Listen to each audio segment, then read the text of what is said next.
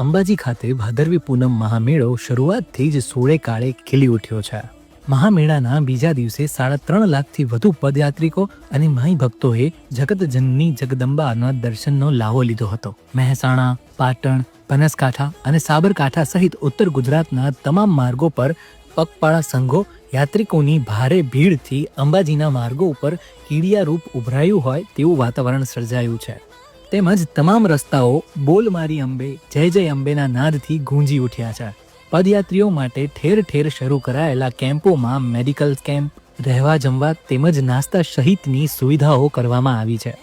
શક્તિ, ભક્તિ અને પ્રકૃતિની ત્રિવેણી સંગમ સમાન અને આરાસુરી ગિરિમાળાઓની વચ્ચે માં અંબાના પવિત્ર ધામમાં ઉમટી પડ્યા લાખો શ્રદ્ધાળુઓથી અલૌકિક માહોલ ઊભો થયો છે.